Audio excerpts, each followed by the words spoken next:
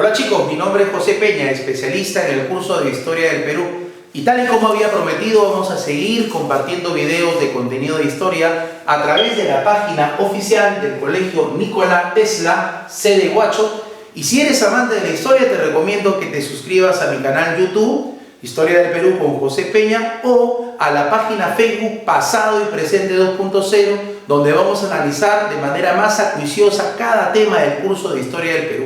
Vamos a compartir materiales, vamos a compartir videos, clases y por supuesto libros, generando un espacio de debate para todos los que estemos interesados en la historia peruana. Sin más preámbulo, empezaré entonces con esta clasecita titulada La resistencia de Vilcabamba, que va con mucho cariño para mis alumnos de quinto año de secundaria. El tema titulado La resistencia de Vilcabamba.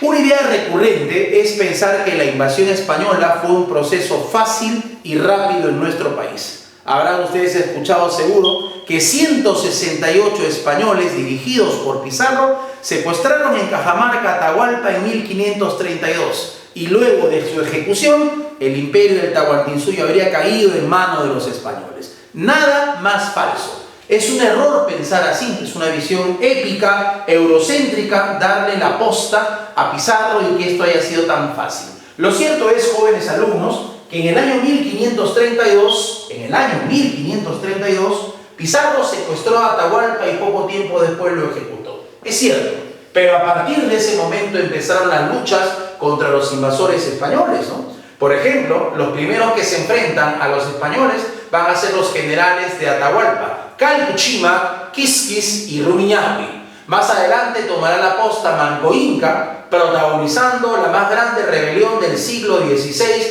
en dos ofensivas, pero igual va a ser derrotado militarmente. Por eso es que Manco Inca y sus ejércitos van a refugiarse en Vilcabamba, desde donde crean un estado independiente, un estado rebelde que va a continuar la lucha por décadas. Así que recuerda, la resistencia contra los españoles va de 1532 hasta 1572. A España le costó 40 años dominarnos, 2000 muertos en el Perú, y esto no es exclusivamente de nuestro país.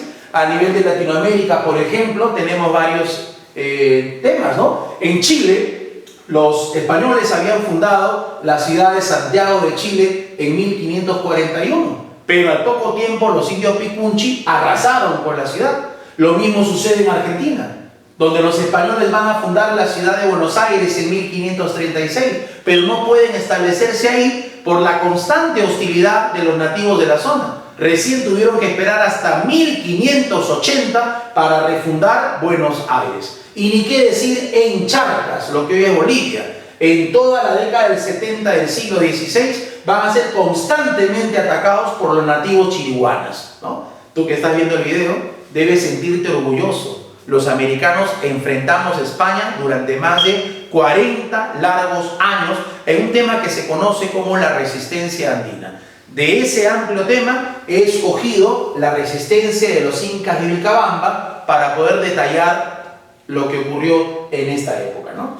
Vilcabamba, por si acaso, jóvenes alumnos, la zona arqueológica fue descubierta por el explorador Savoy en 1964. Te conté que Manco Inca va a elegir Vilcabamba como el último refugio de los incas, ¿no? ¿Por qué la zona? Vilcabamba se ubica en la ceja de selva del Cusco, en la provincia de la Convención. Es una zona montañosa, con amplia vegetación y enmarañada, perfecta para resistir, ¿no?, contra los invasores españoles, ¿no? El tema es que no vayas a pensar que simplemente es una zona geográfica, como en palabras de Manfredi Merluzzi, una frontera interior, sino más bien esta zona de Vilcabamba en cuanto al espacio geográfico podía variar de acuerdo a las alianzas con las etnias, porque recordarás que esto era muy cambiante, ¿no? Hay etnias que apoyan un tiempo a los españoles y luego pasan a apoyar a Manco Inca y viceversa, ¿no? Entonces, por esa razón, también se debe utilizar un concepto del historiador Oloni Simar, que es el mosaico móvil. Es un estado rebelde, sí, pero muy cambiante en áreas y en alianzas, ¿no?, a través del tiempo, ¿ok? Ahora bien, el que inicia la resistencia de Vilcabamba será el inca Manco Inca, que en el año 1538 se establece definitivamente en las zonas de Vilcabamba.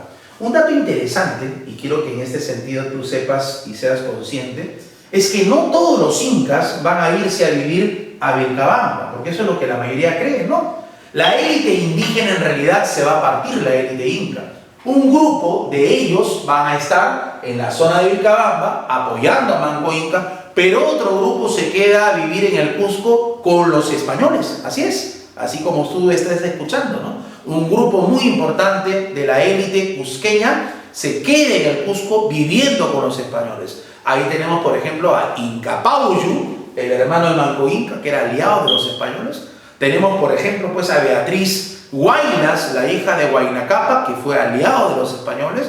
Tenemos a muchos personajes, como por ejemplo Alonso Tito Atauche, que era el nieto de Huáscar y que vivía en el Cusco. Por eso ten presente algo, ¿no? La élite incaica estaba dividida. Un grupo con los españoles viviendo en el Cusco y otro grupo rebelde en la zona de Vilcabamba. Manco Inca entonces en 1538 es el primer inca de Vilcabamba. Va a seguir la lucha, claro está, ¿no? Incluso hay enfrentamientos con los españoles. Por ejemplo, Gonzalo Pizarro forma una expedición desde el Cusco para atacar a Manco Inca.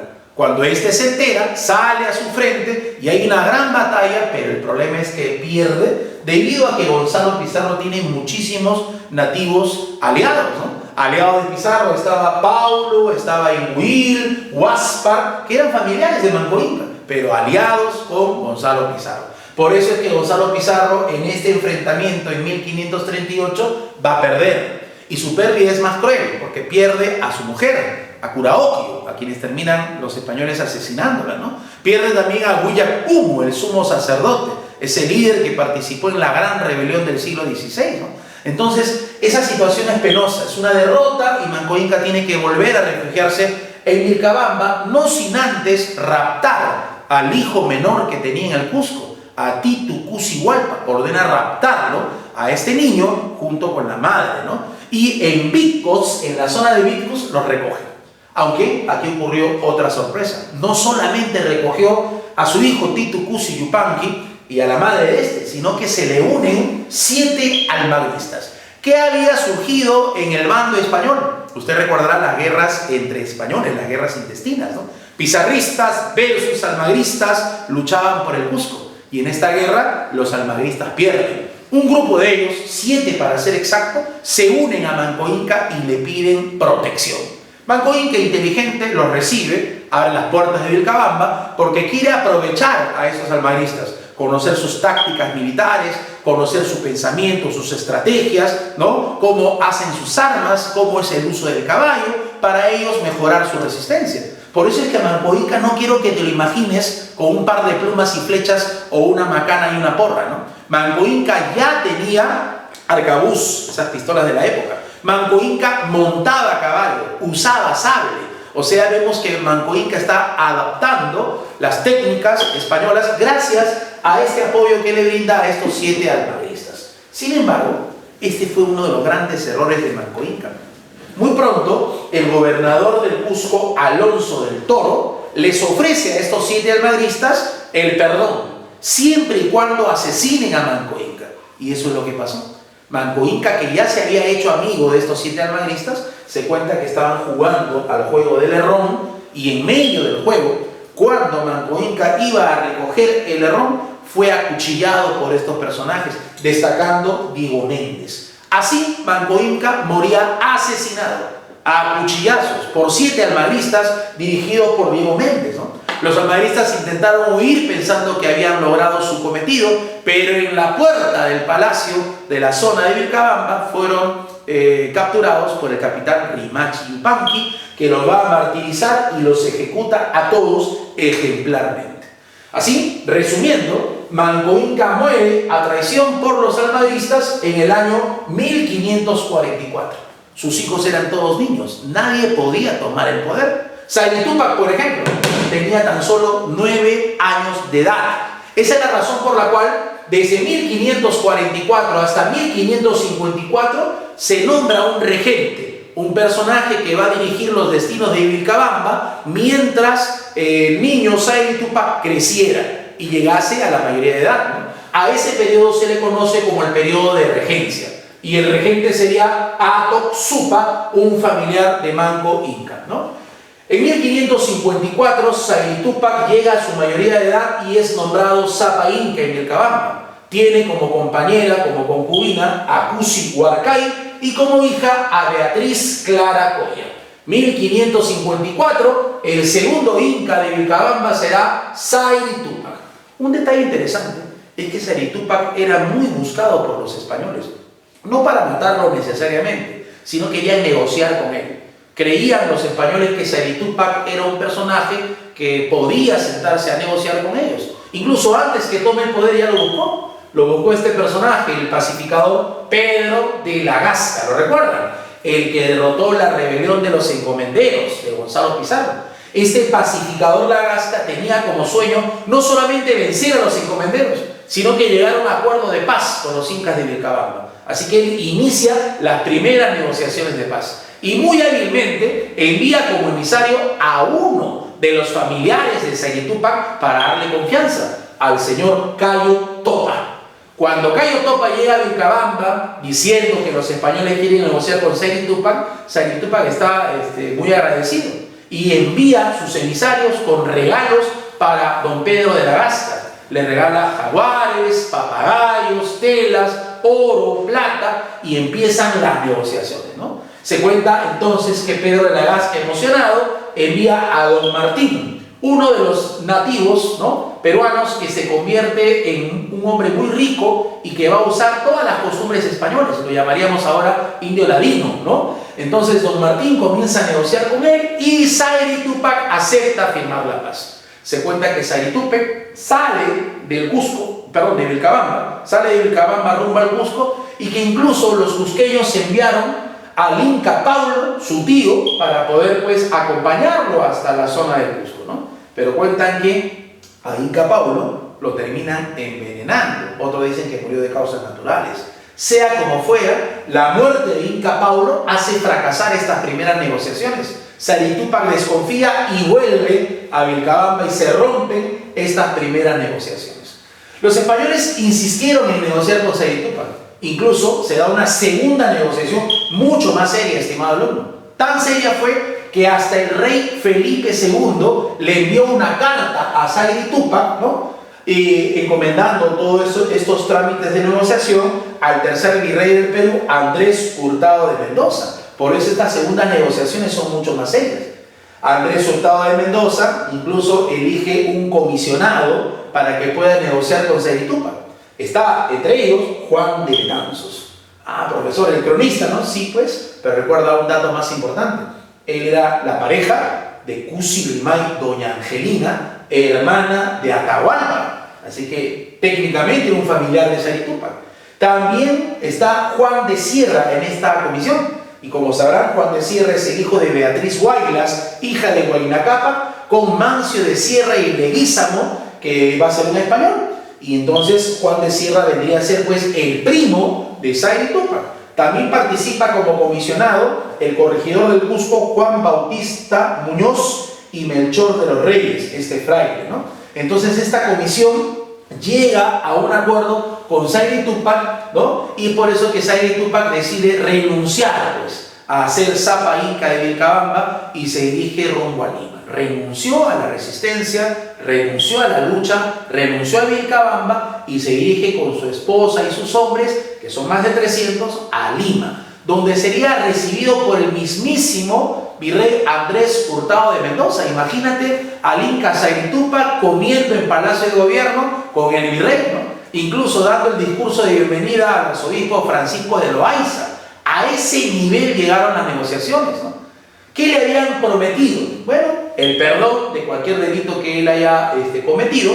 Además, toda la encomienda y las tierras de Yucay, que es una tierra muy productiva en el Valle Sagrado de los Incas, ¿no? Por eso se cuenta como anécdota que en medio de la comida que se llevaba a cabo, del banquete en el Palacio de Gobierno, Sayri Tupac habría sacado una hilacha del mantel y había pronunciado una frase que fue terrible, ¿no? Hoy me dan las hilachas, cuando yo antes era dueño del mantel. ¿Entendiste la frase, no?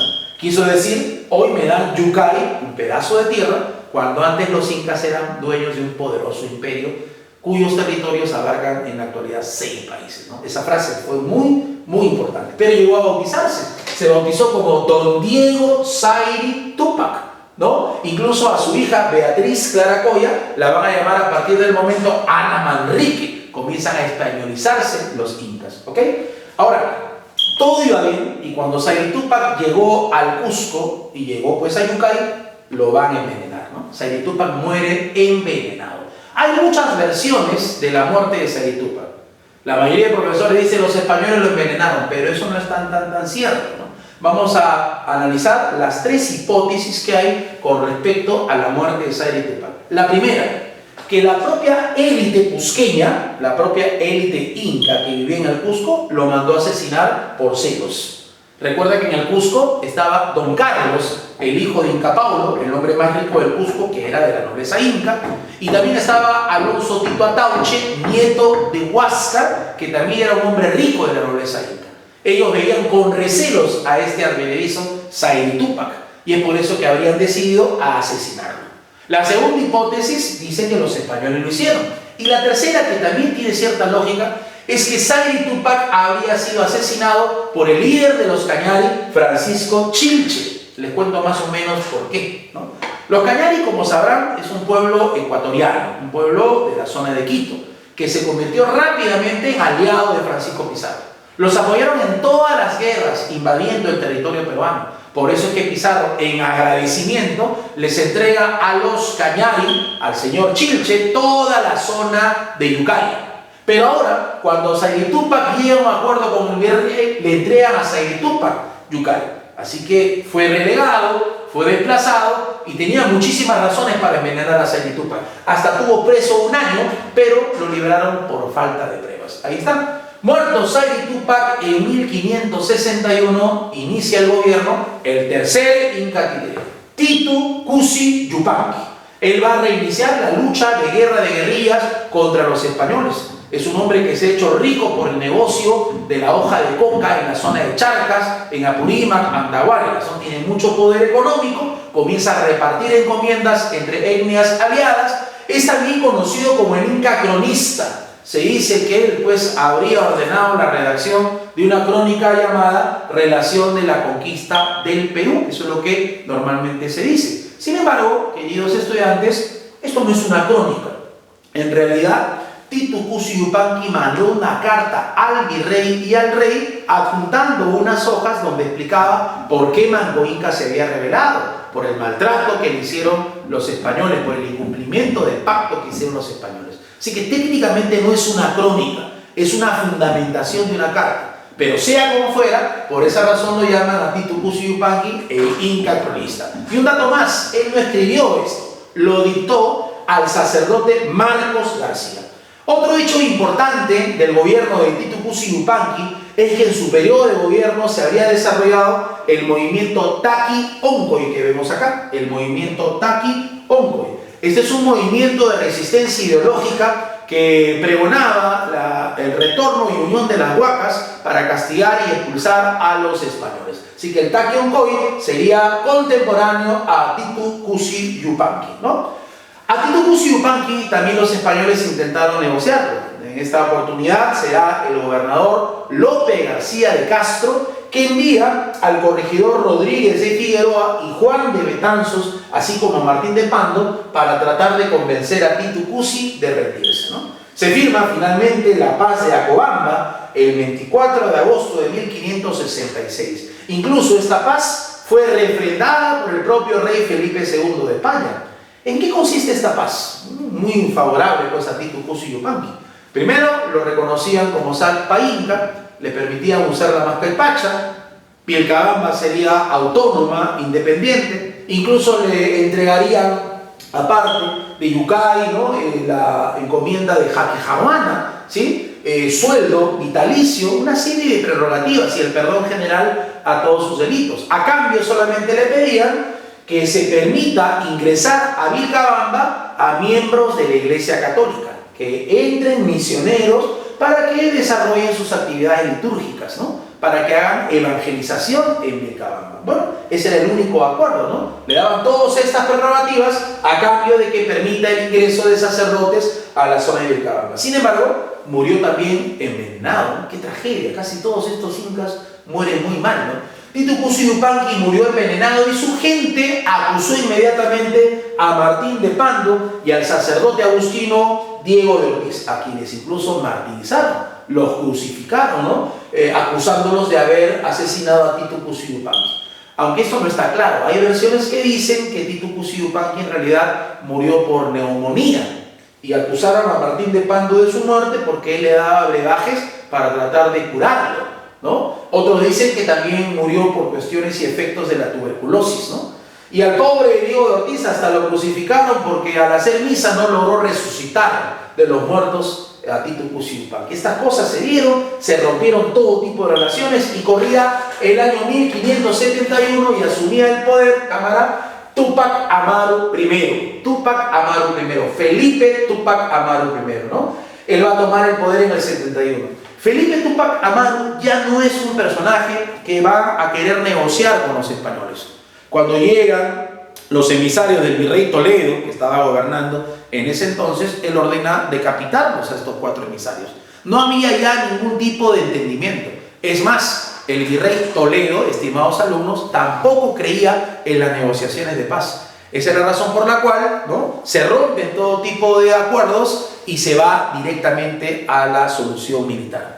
El virrey Francisco de Toledo forma un poderoso ejército de 17.000 soldados dirigidos por Hurtado de Arrieto, que se va a encargar pues de la acción militar, y ofrece una recompensa a aquel que capture a Túpac Amaru I. Le entregarían toda la encomienda de Yucay, incluso con un premio especial: casarse con Beatriz Clara Coya, la hija de Sayri Túpac, ¿no? Entonces, por esa razón, jóvenes alumnos, todos estuvieron pues con ganas de capturar a Túpac Amaru por los premios y reconocimientos que podrían obtener, ¿no? Martín Hurtado de Arrieto, con este ejército, va a derrotar en la batalla de Choqueyuca a Túpac Amaru. Pero a pesar de ser derrotado, Túpac Amaru tuvo que huir. Lo triste de esta historia es que en la huida tuvo que abandonar a su esposa, que estaba embarazada con un embarazo de una gestación de 8 meses, ¿no? La pobre mujer fue capturada y los indios Cañari la asesinaron a flechazos. Cada flecha cayó en el vientre. Fue una manera muy triste de morir de parte de la mujer de Túpac Amaru. A pesar de que Túpac Amaru I, Felipe, huyó, finalmente fue traicionado por el cacique Manari de la tribu de los Momori y entregado al capitán español Martín García de Loyola. Por eso se dice que García de Loyola sería quien capturó a Felipe Túpac Amaru. Y el premio se cumplió, muchachos. El premio se cumplió. Le entregaron la encomienda de Yucay, ¿no? Le entregaron a la sobrina Beatriz Coya, ¿no?, con quien se va a casar, y va a tener una hija llamada Ana María Lorenzo García Sayri Túpac de Loyola, la primera marquesa de Oropesa. Como tú estarás dándote cuenta, esa idea de que los incas perecieron y murieron producto de la invasión es mentira, ¿no? Un sector de incas, de la élite, va a terminar casándose con españoles y formando un mestizaje real muy interesante, como es el caso de esta primera marquesa de Oropesa, una mestiza, ¿no? Bueno, finalizando, ¿qué le pasó al último inca de Vilcabamba, Felipe Túpac Amaru I? Capturado por García de Loyola, el inca fue llevado a la Plaza de Armas del Cusco, o a Caipata, en septiembre de 1572, ¿no? Dicen que cuando iba encadenado, los indios todos se agachaban viendo la imagen de este personaje, ¿no? García de Loyola, incómodo, le dio una bofetada al inca diciéndole que le quite la mascaipacha, que se quite el mascaipacha, porque estaba ante presencia del virrey Toledo, virrey que observaba todo desde una ventana de los edificios de la Plaza de Armas, ¿no? El inca se negó rotundamente a quitarse la mascaipacha, diciendo que él no era un yanacona, que él era un inca y que por lo tanto no lo haría.